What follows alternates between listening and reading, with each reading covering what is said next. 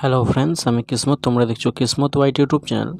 তো ওয়েস্ট বেঙ্গলের স্টেট গভর্নমেন্টের যে অফিসিয়াল ওয়েবসাইটে তোমাদের আইটিআই অ্যাডমিশনে যে ফর্মটি ফিল আপ করেছো তোমরা, বা তোমাদের যে সমস্ত ক্যান্ডিডেট এখনও অবধি ফর্ম ফিল আপ করনি সেই সমস্ত ক্যান্ডিডেটদেরকে বলছি, বা যারা করতে ইচ্ছুক সেই সমস্ত ক্যান্ডিডেট একটা ইম্পর্টেন্ট ডেটগুলি দেখে নেবে।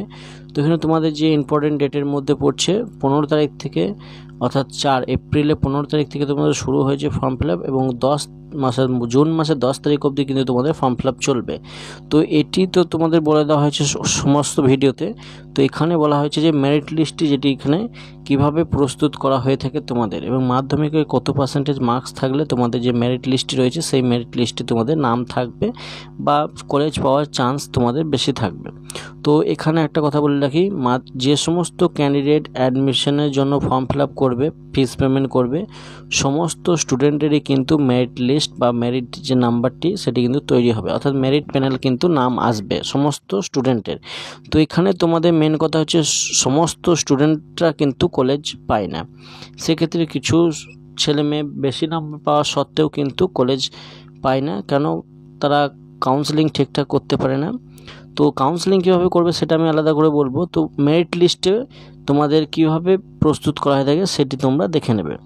তো এম গ্রুপের ক্ষেত্রে কিন্তু তোমাদের যে ক্লাস 10-এর অর্থাৎ মাধ্যমিকের যে বোর্ড এক্সামটি তোমরা দিয়েছো, সেই এক্সামের যে টোটাল নাম্বারটি রয়েছে, সেই টোটাল নাম্বারে যদি তোমাদের 50% মার্কস থাকে, তাহলে কিন্তু তোমাদের যে মেরিট লিস্টের অর্থাৎ মেরিট প্যানেলে যে নাম্বার থাকবে, অর্থাৎ মেরিটে যে তোমাদের কাট অফ থাকবে, সেখানে কিন্তু একটু ওয়েটেজ রাখবে। এবং আর একটা কী হবে, যদি ওইটাও যদি না থাকে, 50% মার্কস যদি না থাকে টোটাল সাবজেক্টের মধ্যে, তাহলে তোমাদের ম্যাথামেটিক্স এবং ফিজিক্যাল সায়েন্সে কিন্তু দুটোকে কম্বিনেশন করে তোমাদের কিন্তু 50% থাকতে হবে। যদি থাকে তাহলে তোমাদের একটু ওয়েটেজ বেশি থাকবে, এবং যদি না থাকে সেক্ষেত্রেও কিন্তু কোনো টেনশনের কোনো কারণ নেই, কারণ সমস্ত স্টুডেন্টদেরই কিন্তু মেরিট প্যানেলের নাম আসে বা মেরিট লিস্ট তৈরি হয়। সেক্ষেত্রে তোমাদের কাউন্সেলিং করার সময় যদি ঠিকঠাক কাউন্সেলিং করা হয়ে থাকে, সেক্ষেত্রে কিন্তু কলেজ পাওয়ার সম্ভাবনা থাকে বা কলেজ পেয়ে থাকে। অনেকজনে কি হয়ে থাকে না, 60% 80% নাম্বার পাওয়া সত্ত্বেও কলেজ কাউন্সেলিং ঠিকঠাক না করায় সেক্ষেত্রে তারা কিন্তু কলেজ পায় না। এবং অনেক ছেলে মেয়ে আছে যারা 33%, 40%, 55%, 45% মার্কস পেয়ে থাকে, তারাও কিন্তু বেশিরভাগ ছেলে মেয়ে কিন্তু পেয়ে যায়। কেন? তারা কিন্তু কাউন্সেলিংটি ঠিকঠাক করে।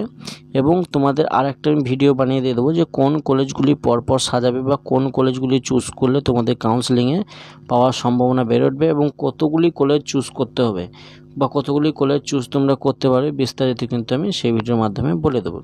তো এখানে তোমাদের আশা করি একটা ব্যাপার ক্লিয়ার হয়ে গেল যে তোমাদের মাধ্যমিকে যদি 50% টোটাল মার্কসের উপর থাকে তাহলে একটা ভালো টেস্ট থাকবে, এবং যদি তোমাদের ফিজিক্যাল সায়েন্স এবং ম্যাথামেটিক্সের উপর 50% মার্কস থাকে দুটো সাবজেক্টে মিলে, তাহলে কিন্তু তোমাদের একটা যে মেরিটে যে ওয়েটেজ থাকে সেটি কিন্তু থাকে।